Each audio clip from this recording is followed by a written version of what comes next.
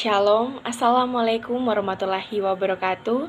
Perkenalkan, nama saya Sefania Lamengkong, NIM 2214201161, kelas A5 Keperawatan semester 1, mahasiswa Universitas Pembangunan Indonesia Manado. Pada kesempatan kali ini, saya akan membahas mengenai diare untuk memenuhi tugas ujian akhir semester dengan mata kuliah Bahasa Indonesia dengan dosen pengampu Ibu Jumliati Lambayang, Sarjana Pendidikan, Magister Pendidikan. Nursalam 2008 mengatakan, diare pada dasarnya adalah frekuensi buang air besar yang lebih sering dari biasanya dengan konsistensi yang lebih encer.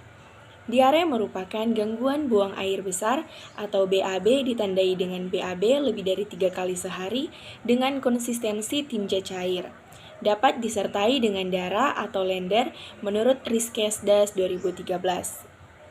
Diare yaitu penyakit yang terjadi ketika terdapat perubahan konsistensi feses. Seseorang dikatakan menderita diare bila feses lebih berair dari biasanya. Dan bila buang air besar lebih dari 3 kali atau buang air besar yang berair tetapi tidak berdarah dalam waktu 24 jam menurut Dinas Kesehatan 2016. Menurut pedoman dari Laboratorium UPF Ilmu Kesehatan Anak Universitas Airlangga dalam Nursalam 2008, diare dapat dikelompokkan menjadi 3 bagian, yaitu yang pertama diare akut, yaitu diare yang terjadi mendadak dan berlangsung paling lama 3-5 hari. Kedua, diare berkepanjangan, bila diare berlangsung lebih dari 7 hari.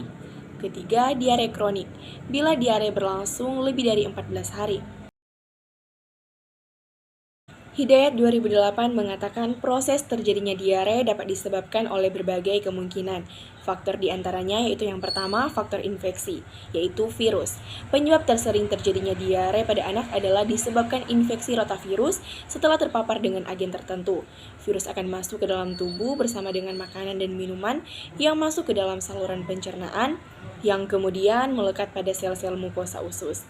Akibatnya, sel mukosa usus menjadi rusak yang dapat menurunkan daerah permukaan usus.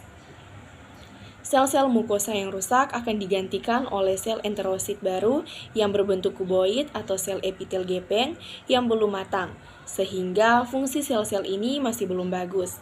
Hal ini menyebabkan fili-fili usus halus mengalami atrofi dan tidak dapat menyerap cairan dan makanan dengan baik. Selanjutnya, terjadi perubahan kapasitas usus yang akhirnya mengakibatkan gangguan fungsi usus dalam absorpsi cairan dan elektrolit. Atau juga dikatakan adanya toksin bakteri atau virus akan menyebabkan sistem transport aktif dalam usus sehingga sel mukosa mengalami iritasi yang kemudian sekresi cairan dan elektrolit akan meningkat. Kedua, bakteri. Bakteri pada keadaan tertentu menjadi invasif dan menyerbu ke dalam mukosa. Terjadi perbanyakan diri sambil membentuk toksin. Enterotoksin ini dapat diresorpsi ke dalam darah dan menimbulkan gejala hebat seperti demam tinggi, nyeri kepala, dan kejang-kejang. Selain itu, mukosa usus yang telah dirusak mengakibatkan mencret berdarah dan berlendir. Yang kedua, faktor malabsorpsi, yaitu gangguan osmotik, gangguan sekresi, dan gangguan motilitas usus. Yang ketiga, faktor makanan. Ini dapat terjadi apabila toksin yang ada tidak mampu diserap dengan baik, sehingga terjadi peningkatan peristaltik usus yang mengakibatkan penurunan kesempatan untuk menyerap makanan yang kemudian menyebabkan diare. Yang keempat, faktor psikologis.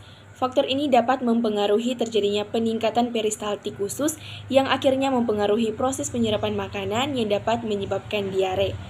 Proses penyerapan terganggu. Demikianlah materi yang telah saya paparkan.